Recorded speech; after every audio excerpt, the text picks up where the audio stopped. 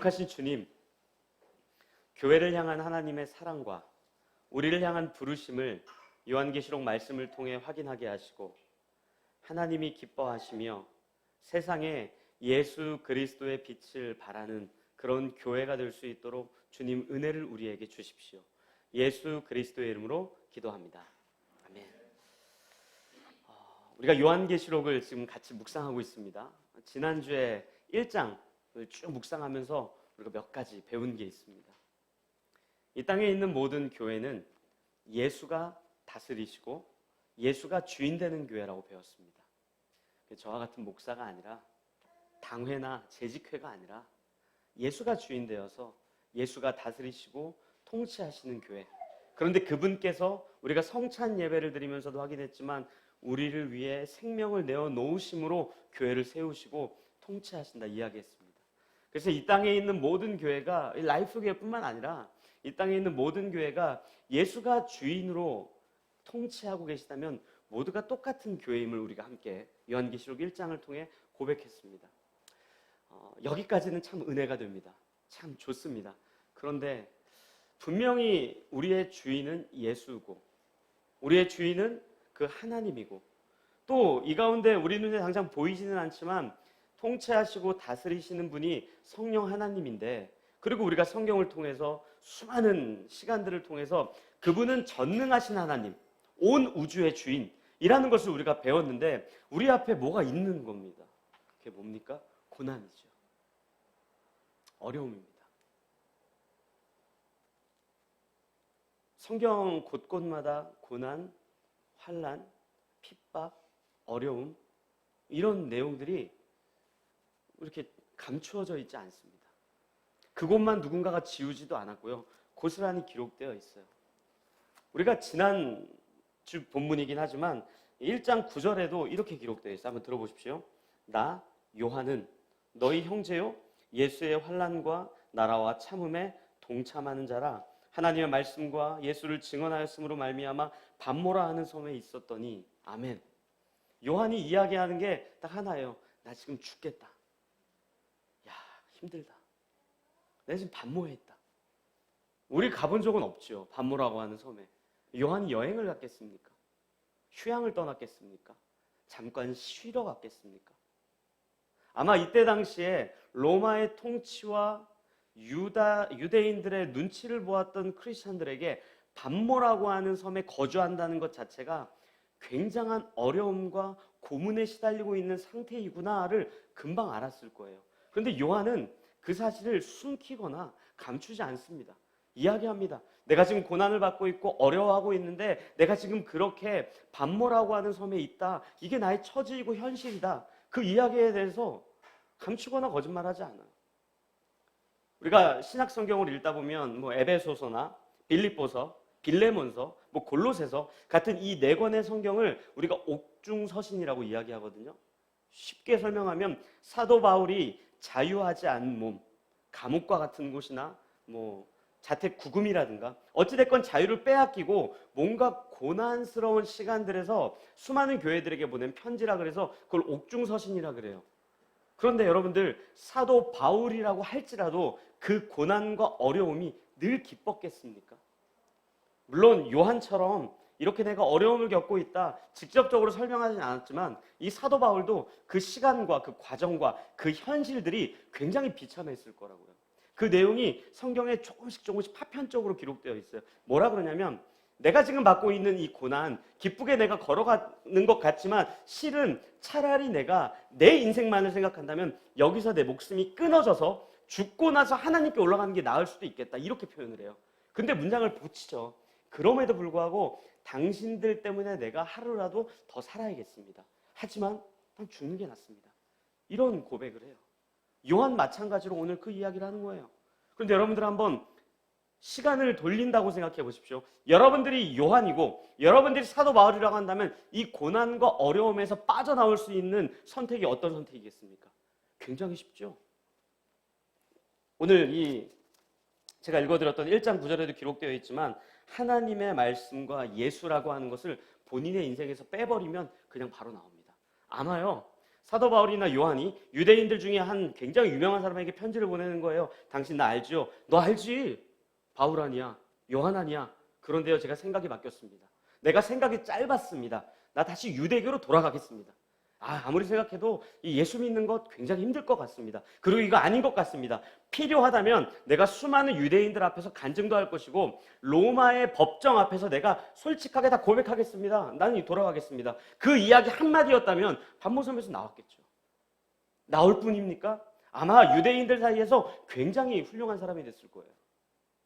그런데 요한, 바울 그렇게 하지 않거든요. 왜 그렇습니까? 그게 예수를 믿는 신앙으로서 받아내는 고난이기 때문이에요. 더 쉽게 설명드릴까요? 예수 때문에 겪을 수밖에 없는 고난 앞에 서 있기 때문이에요. 우리가 이 고난이라고 하는 것을 자칫 오해하면요, 기독교 신앙이 굉장히 무례하고 예의 없는 것으로 이해되기가 쉬워요. 여러분들 복음서를 보면요, 예수님께서 굉장히 많은 일들을 하시죠. 제가 오늘 성찬 예배 드리면서 설명했지만 오병이어 기적을 왜 일으키는지 아십니까? 당신의 생명을 내어놓으시는 그 기적 중에 중요한 대목이 뭐냐면요, 목자를 잃은 양과 같아서 배고파하는 그들을 내가 도저히 그대로 두고 볼 수가 없다. 배고프니까 그들에게 떡을 먹이세요. 아픈 자는 왜 고치십니까? 아파하는 그 신음하는 그 모습이 너무너무 안타깝고 슬퍼서 그를 고쳐주세요. 귀신을 왜 쫓으십니까? 귀신 들려서 힘들게 살아가고 있는 그 인생이 너무나도 안타깝고 슬프기 때문에. 여러분들 이 요한복음 11장에 보면요, 이런 내용이 있어요. 들어보십시오. 32절입니다. 마리아가 예수 계신 곳에 가서 배웠고 그 발 앞에 엎드려 이르되 주께서 여기 계셨더라면 내 오라버니가 죽지 아니하였겠나이다 하더라. 예수께서 그가 우는 것과 또 함께 온 유대인들이 우는 것을 보시고 심령의 비통이 여기시고 불쌍히 여기사 이르시되 그를 어디 두었느냐 이르되 주여 와서 보옵소서 하니 예수께서 눈물을 흘리시더라. 아멘. 예수님이 자기의 오라버니 나사로를 잃은 가족들 앞에 통곡하며 눈물을 흘리십니다. 왜요? 그 죽음 앞에 안타까웠던 거죠. 예수님께서요, 우리 인생에 찾아온 이와 같은 고난들 굉장히 힘들어하세요.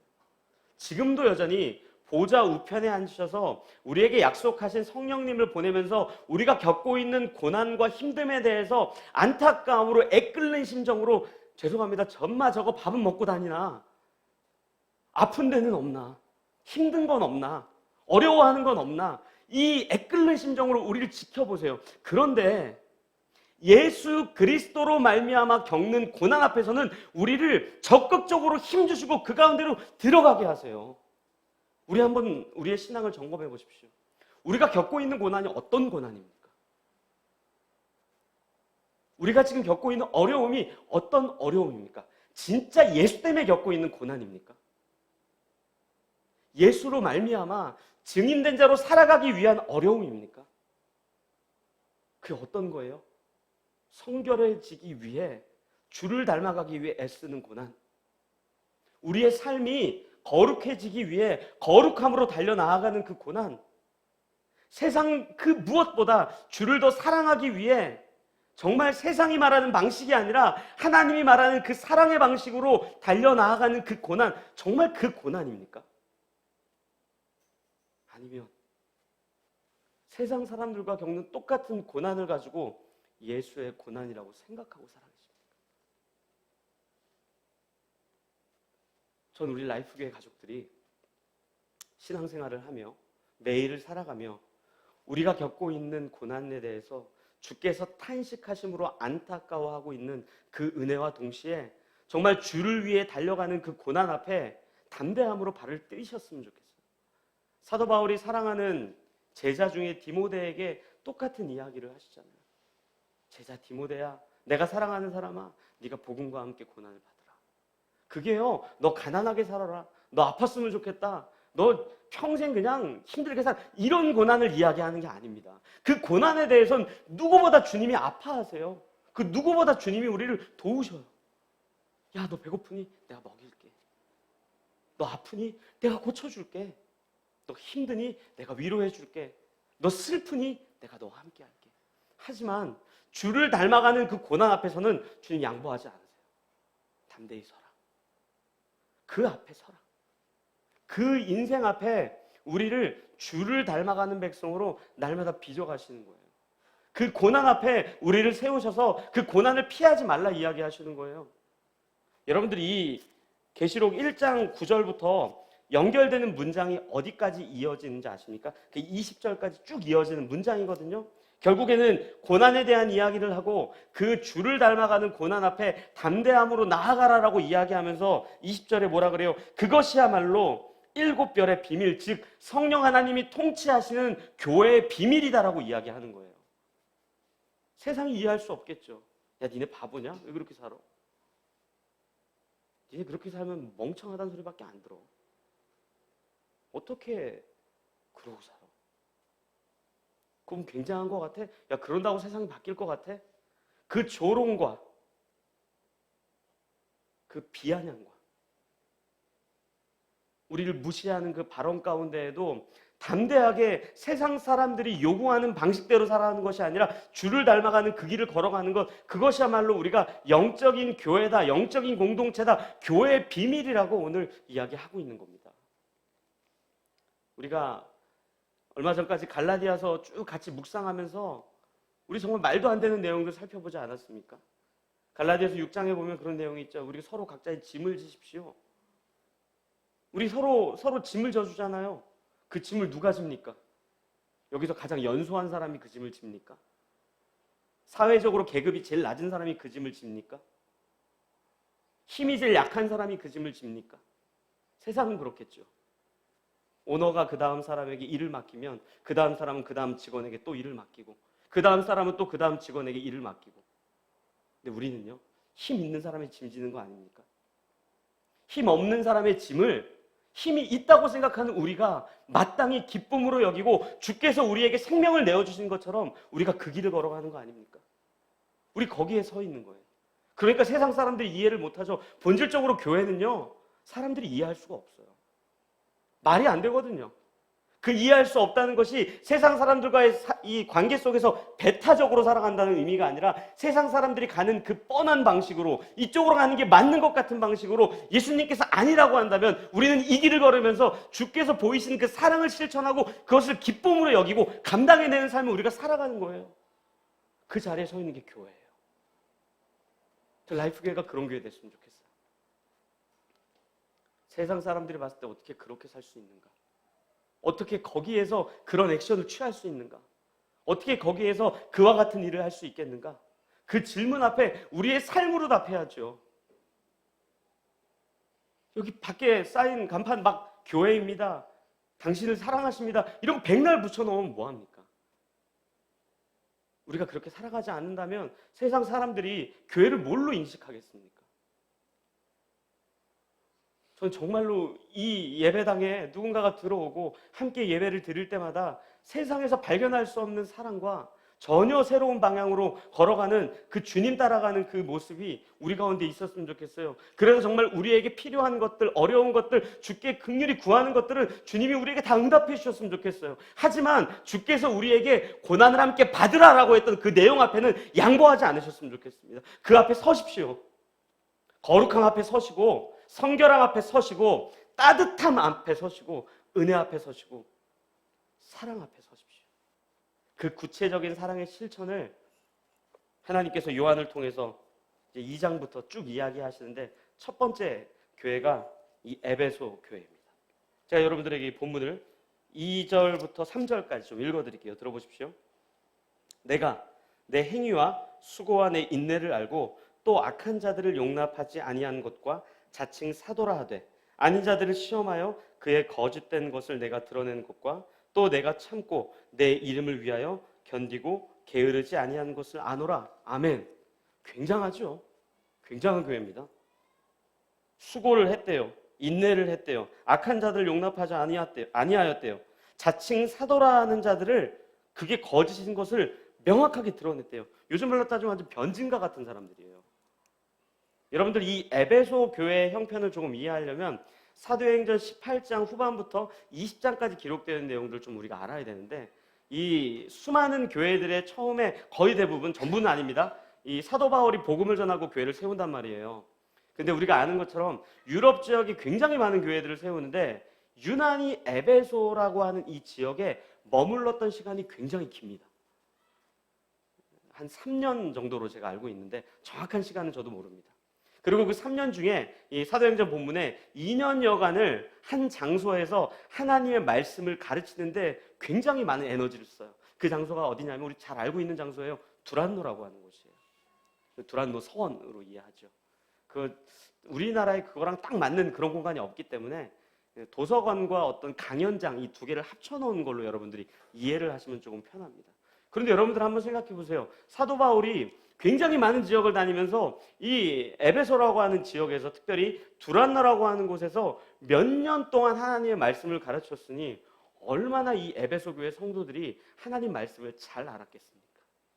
근데 이 에베소라는 지역에서 바울이 복음을 가르치고 하나님의 말씀을 오랜 기간 동안 가르쳤던 이유가 있어요. 뭐냐면 이 에베소가 우상 숭배를 굉장히 세게 했습니다. 세게 했을 뿐만 아니라 그때 당시에 이 헬라 철학에 완전히 물든 철학자들, 그리고 또 점쟁이들, 이런 사람들이 굉장히 많았어요. 그래서 이 에베소라고 하는 지역의 가장 대표적인 우상을 한 명이라 그래야 되나요? 아니면 뭐 나쁜 놈이니까 놈이라 그러기도 그렇고, 하여튼 하나가 있는데 그게 뭐냐면 아데미 여신이에요. 이 풍요의 상징, 다산의 상징인데, 사도 바울이 말씀을 가르치는 동안 어떤 일이 일어나냐면, 첫째는 이 두란노라고 하는 서원에 있었던 수많은 책들을 이 사도 바울의 복음을 듣고 말씀을 듣기 시작하면서 전부 다 모아가지고 다 불로 태워버립니다. 왜냐하면 그때 당시에는 이 두란노가, 지금 뭐 좋은 이미지인지 모르겠는데 당시에는 기독교 도서관이 아니라 그 철학자들의 도서관, 굉장히 훌륭한 내용들이 많았어요. 그게 다 이제 우상숭배와 연결되어 있는 건데 그런 것들을 싹 다 태웠어요. 그리고 또 어떤 일이 있었냐면, 그때 당시에 아뎀이라고 하는 여신, 이 형상을 만들어서 은이나 이런 나무나 이런 것들로 만들어서 팔던 사람이 생계를 이어가고 있는 사람들이 굉장히 많았는데, 누가 뭐 강제로 시킨 것도 아닌데 그 사람이 부도가 날 정도로, 완전히 파산할 정도로 아무도 우상숭배를 하지 않았던 거예요. 그러니까 오늘 이 요한계시록 2장에 기록되어 있는 내 행위와 수고와 내 인내를 알고 악한 자들을 용납하지 아니한 것과 자칭 사도라 하는 거짓 선지자들, 그걸 다 드러내고 이걸 참고 게으르지 않게 막 열심히 말씀을 공부하고 가르치고, 가짜인 것에 이거 진짜 가짜다라는 것에 열심히 노력도 하고, 이런 것들이 이제 이해가 되는 거죠. 근데 이 에베소 교회 사도 요한을 통해서 잘했다, 훌륭하다, 너희 교회 진짜 짱이다, 이렇게 얘기하는 걸로 끝이지 않고요, 그 다음 절에 한 가지 책망을 합니다. 우리가 이 본문은 좀 같이 읽겠습니다. 2장 4절입니다. 2장 4절 같이 읽겠습니다. 시작. 그러나 너를 책망할 것이 있나니 너의 처음 사랑을 버렸느니라. 아멘. 사랑을 버렸답니다. 이게 사실 처음 사랑인데요, 이게 막 첫사랑으로 바뀌기도 하고, 말하시는 분들마다 좀 달라지긴 하는데, 여러분들 이 처음 사랑이라고 하는 것을 그대로 번역하면 사실 첫 번째 사랑이라는 의미만 담고 있지 않아요. 최고의 사랑, 세상에서 발견할 수 없는 사랑, 진짜 사랑이라는 거예요. 우리가 이 본문을 원어를 제대로 살펴보지 않고 묵상하다 보면 우리 이렇게 이해하기 쉬워요. 야, 처음에는 이 아데미 여신을 섬기던 사람들도 바르게 가르치고, 이단들도 쫓아내고, 사이비도 몰아내고, 가짜 우상 숭배자들이 얼마나 잘못됐는지를 변증하고, 하나님의 말씀이 왜 옳은지를 잘 가르쳤는데, 시간이 지나다 보니까 그 사랑을 잃어버려서 이제는 열심히 없는 교회가 됐구나, 여기로 보통 이해를 하는데 전혀 그런 내용이 아닙니다. 이렇게 얘기하는 거예요. 너희 그렇게 옳으냐? 너희 그렇게 잘났냐? 너희 그렇게 열심히 했냐? 너희 그렇게 최선을 다해서 땀을 흘렸냐? 근데 왜 거기에 사랑이 없냐? 우리 예배 왜 드립니까? 우리 왜 신앙생활 합니까? 우리의 열심을 증명하기 위함이라면 멈추십시오. 왜 우리 뜨겁게 기도합니까? 내가 기도 잘하는 사람이라는 걸 증명하기 위함이라면 관두십시오. 우리 왜 주 앞에 헌신하고 봉헌합니까? 1등하고 싶어서 그러시다면 하지 마십시오. 오늘 에베소 교회에 보낸 편지는 그런 거예요. 당신들의 열심은, 당신들의 노력, 당신들의 땀, 당신들의 그 칼과 같은 오름, 근데 거기에 왜 예수 그리스도의 사랑이 없습니까? 왜 그 사랑 때문에 그 일을 하지 않습니까? 예수님이 여러분을 위해 내어놓으신 생명 앞에 감사하기 때문에 그 일을 하는 사람이 여러분들 가운데 있습니까? 우리의 신앙은, 우리의 믿음 생활은 우리의 잘남을 증명하기 위해 있지 않아요.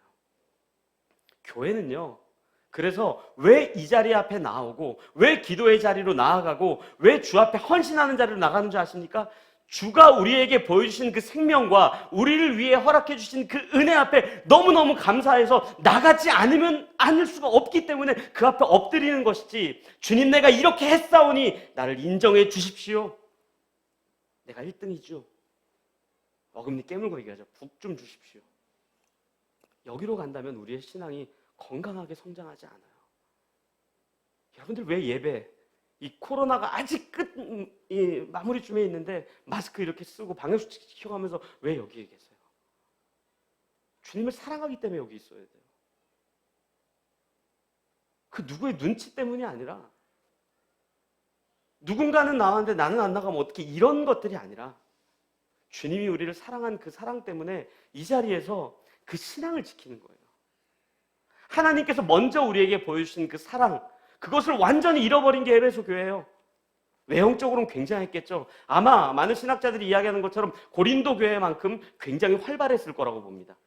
지식층이 굉장히 많았을 거고요, 똑똑한 사람들이 많았을 것이고, 성경뿐만 아니라 어떤 이 교리에 대한 부분들도 굉장히 탄탄했을 거라고 봅니다.